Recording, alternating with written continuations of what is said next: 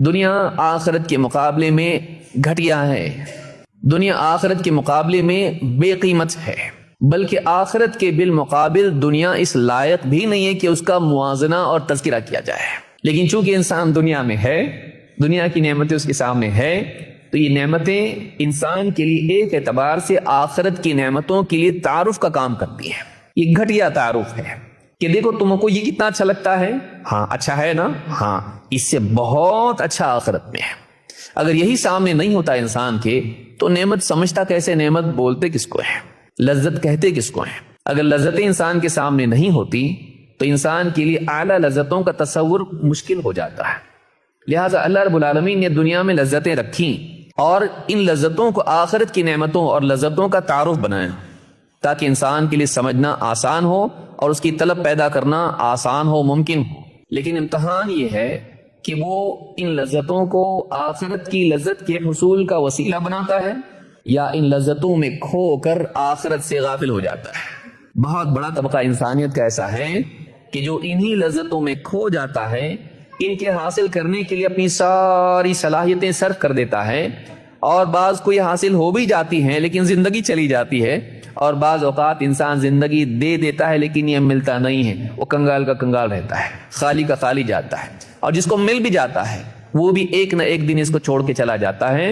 ساری زندگی خرچ کر کے جمع کرتا ہے، جب اس کو انجوائے کرنے کا وقت آتا ہے تو عمر ختم ہو چکی ہوتی ہے، اور اگر عمر ختم نہیں ہوئی ہے تو کم سے کم جوانی کی قوتیں ختم ہو جاتی ہیں، پھر نہ کھانے کے لیے دانت ہے نہ ہضم کرنے کے لیے آنت ہے۔ ایسا وقت آ جاتا ہے کہ سب پایا لیکن اس سے استفادہ کے لیے، اس سے استمتاع کے لیے صلاحیت جسم میں نہیں ہے۔ کیا فائدہ ایسی نعمتوں کا جن کے لیے انسان زندگی دے دے اور پھر نعمتیں مل جائیں تو زندگی چھن جائے؟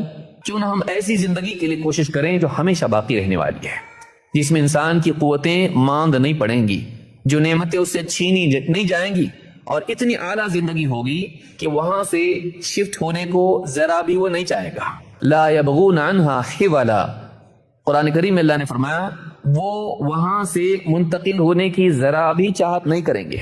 بہت بور، اب آپ دیکھیے اچھے سے اچھے فلیٹ میں آدمی رہتا ہے، بڑے سے بڑے گھر میں آدمی رہتا ہے، تب بہت بور ہو گیا، تھوڑا گھوم کے آئیں گے، کشمیر جائیں گے، ہاں فلاں جگہ جائیں گے، کوئی تو باہر جاتا پیرس جائیں گے۔ کیوں؟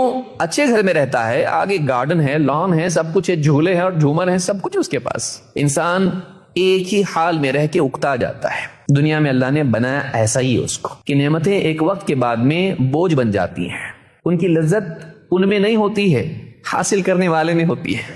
چیز تو وہی ہے، روزانہ ایک ہی چیز کھانا شروع کر دیں، کچھ وقت کے بعد غصہ آنے لگے گا، بیوی پر ناراض ہو جائے گا، روزانہ وہی بناتی تو بیوی کہا آپ تو کہتے کہ مجھ کو بہت پسند ہے، کہا روزانہ نہیں۔ نعمتوں کی تکرار ان کی لذتوں کو گھٹا دیتی ہے، یاد رکھیے اس کو۔ ایک ہی چیز بار بار ملتی، وہ بوجھ بن جاتی، وہ تو خراب لگنے لگتی ہے۔ دنیا کو ایسا بنایا اللہ نے، یہاں کا ملنا بھی پریشانی ہے، لگاتار ملنا بھی پریشانی ہے۔ جنت ایسی نہیں ہے، جنت ایسی نہیں ہے۔ جنت میں انسان کبھی بھی بور نہیں ہوگا، جنت کی نعمتیں کبھی بھی انسان کے لیے بوجھ نہیں بنیں گی، بلکہ ہر دن ہر آن ان کے لیے وہ نعمتیں مزید لذت کا ذریعہ بنیں گی۔ لَهُم مَّا يَشَاءُونَ فِيهَا وَلَدَيْنَا مَزِيدٌ، جنتیوں کے لیے جنت میں وہ سب کچھ ہوگا جس کی وہ چاہت کریں، ہمارے پاس اور زیادہ ہے، تمہاری چاہتوں سے زیادہ ہمارے پاس ہے۔ اللہ کا دیدار اور نعمتوں کی کثرت اور ان کا تنوع اور ان کی لذتوں میں اضافہ، یہ جنت ہے۔ تو جنت کے لیے دوڑنا انسان کے لیے سعادت ہے۔ اپنی دوڑ کو دنیا ہی کے لیے محدود کر دینا اس کی عقل اور اس کی کوششوں کا زوال ہے، اس کے لیے بربادی ہے۔ لہذا انسان کو چاہیے کہ جنت کے لیے کوشش کرے۔